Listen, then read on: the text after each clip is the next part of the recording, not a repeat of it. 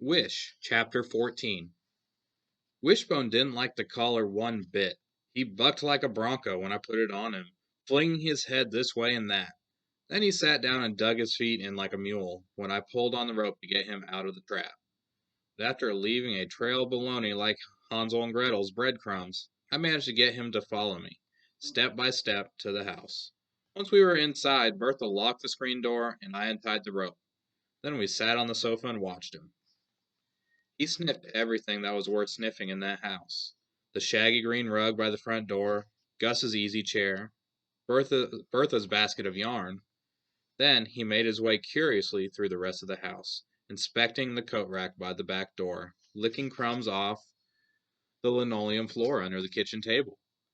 When he spied one of the cats up on the windowsill, he let out a bark. The cat arched his back and hissed. I was relieved when Wishbone just walked away. Bertha had been worried that he was going to chase the cats, and I have to admit I had worried about that a little bit too. After a while, he got tired of sniffing and laid down next to the sofa and went to sleep. I tiptoed over and sat beside him, stroking his fur and whispering his name. I couldn't hardly believe I had my very own dog. When Gus got home that night, he seemed pleased as punch to see Wishbone sitting there in the kitchen while Bertha cooked chicken fried steak and black-eyed peas. "Well, don't that beat all?" he said. I couldn't keep my hands off Wishbone. I petted his head and stroked his ears and scratched his belly. "Isn't he something?" I said. Gus nodded. "He sure is."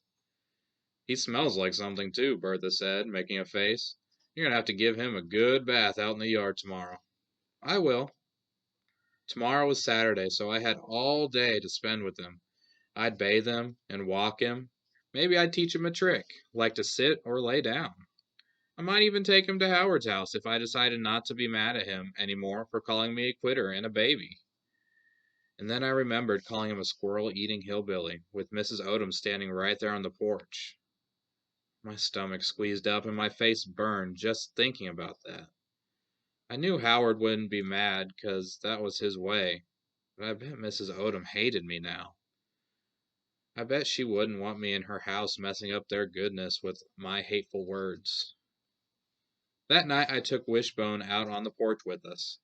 Every now and then he perked his ears up at the sound of a rabbit or something rustling down in the woods. But eventually he laid down and rested his chin right on top of my foot. He didn't even pay any mind to the cat strolling around him. "I think you got yourself a good one, Charlie," Gus said. I smiled down at Wishbone. "I bet he'll be as good as Skeeter," I said. Gus nodded. "I bet he will." "You know what I like best about dogs?" Bertha said. Gus and I waited. "They love you no matter what." Bertha smiled down at Wishbone. "Shoot, I know folks who are cranky or stuck up or bold-faced liars and their dogs love 'em like they're saints or something. Know what I mean?" Gus nodded and said, "Yep." "I hate to admit it," Bertha went on, "but I bet half these cats of mine would run off and never look back if somebody came along with a can of sardines." I leaned down and ran my hand down Wishbone's side. His fur was soft and warm, and he snored real soft while he slept. Then I gazed up at the starry sky and had a feeling I hadn't had in a long time. Thankful. I felt thankful that I had my very own dog who would love me no matter what. When I woke up the next morning, the first thing I did was look for Wishbone to make sure I hadn't just dreamed he was mine. Sure enough, there he was, curled up on the floor beside me. I put one of my pillows there for him, and he hadn't wasted 1 minute flopping down on it. I spent the morning bathing him and combing him and picking burrs out of his tail and ticks off his ears. I knew he didn't like it much, but he let me do it. When I was done, he looked so handsome and smelled so good that Bertha kept making a fuss over him and running back into the house to get him another chicken liver. He was so skinny, you could count his ribs right through his fur. "We need to fatten him up," Bertha said. After lunch, I practiced walking him with the rope tied to his collar. At first, he'd made it clear that he didn't like it. He'd jerk his head this way and that, or sit down and refuse to budge. But I kept a plastic bag full of tiny pieces of cheese and bacon and stuff to lure him along, and after a while he was trotting right beside me around the yard, through the garden, and up the driveway and back. I let him take a nap tied up in the shade of the big oak tree on the steep slope by the back porch. Bertha brought a tablecloth outside and spread it on the ground next to him. Then the two of us had pimento cheese sandwiches and sweet tea for lunch. Bertha told me a story about some old man named Cooter who used to be the mayor of Colby. He carried a gun, she said, and if anybody parked in front of town hall where they weren't supposed to, he'd shoot their tires out. Really? Really. And his wife used to wash her underpants and hang 'em on the antenna of her car, and then drive around town till they were dry. I wrinkled my nose and said, "Ew." Bertha laughed. "I know. That big old underwear looking like a national flag of the land of big behinds flapping in the breeze like that." Me and Bertha had a good laugh over that. Every now and then Wishbone's feet jerked, and he let out a little yelp while he slept. I wondered if he was dreaming about running free again without a rope tied to him. I hoped not. I took a gulp of sweet tea and watched the honeybees flitting over the clover behind us.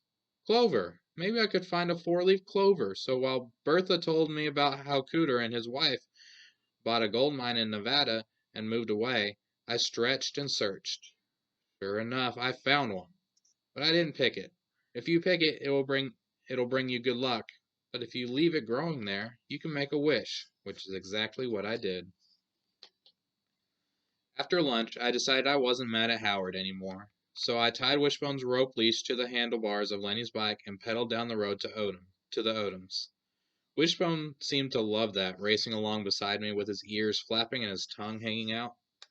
When I got to Howard's, he and Dwight and Cotton were in the front yard playing some game that involved throwing tin cans and punching each other. "Hey, y'all," I called. "Look what I got."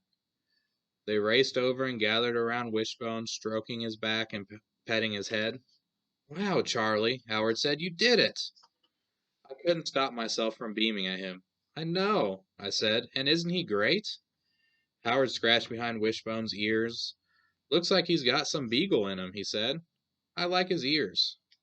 While the Odom boys made a fuss over him, Wishbone sat there with his eyes closed and a doggy smile on his face. We played with him the whole afternoon.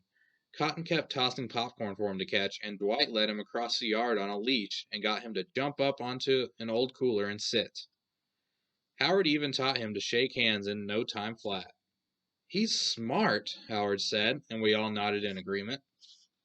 "Let's show Mama his tricks," Howard said, hurrying to the porch in his up-down way. Everybody making a fuss over Wishbone, I'd forgotten about what I'd said yesterday when my scrappy temper had grabbed a hold of me. But when Mrs. Odom came out to the yard to see Wishbone, I remembered. My face burned, and I couldn't even look at her. Howard showed her how Wishbone could sit on the cooler and shake hands. "Ain't he smart?" he said. "He is smart for sure," Mrs. Odom said, "and Lucky's found such a fine friend as Charlie." I felt a relief wash over me. Maybe Mrs. Odom wasn't mad at me after all. "Let's get some treats and teach him to roll over," Howard said. "That's a good idea," Mrs. Odom ruffled my hair. "I've got some squirrel pie fresh out of the oven." I wanted to sink right into the ground when she said that, or disappear into thin air. Poof! Gone. But of course, I couldn't. So I just stood there with my face burning and my stomach in a knot. Dwight and Cotton hooted and hollered, slapping their knees and saying, "Squirrel pie!" Miss Odom put her arm around my shoulder, and when I got up to the courage to look at her, she winked at me. I'm glad to have a feisty female around here to help me keep these boys under control. I've been needing a girl on my team. On her team? Mrs. Odom needed me on her team? I wished I could have saved that moment there in that weed-filled yard, surrounded by these good-hearted Odoms, with Wishbone sitting there on the cooler in front of us. Just pack it into one of Bertha's canning jars to keep it in my room. Then, when I was feeling bad about myself, or loaded down with all my troubles, I could open it up and breathe in the goodness of it, and I'd feel better. But the moment passed, and Howard brought a piece of chicken out to the yard as we tried to teach Wishbone to roll over. But all he wanted to do was eat that chicken. "Back in Rayleigh, we've got a fence around our yard, so he can run free back there," I said. Howard's smile faded and he said, "Do you think your mama will let you keep him?" Shoot! I wish he hadn't said that, 'cause it stirs worries up, and I'd been doing such a good job of keeping them locked in tight.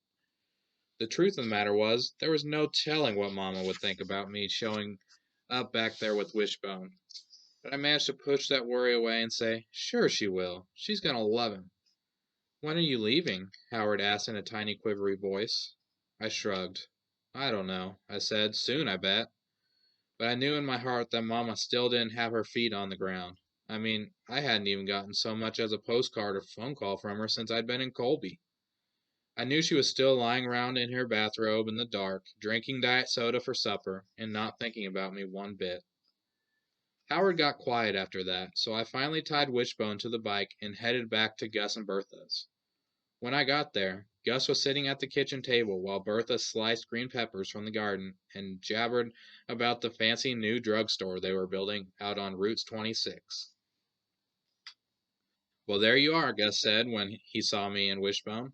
"A girl and her dog." Then he reached in his pocket and pulled out something that he held out to me in his palm.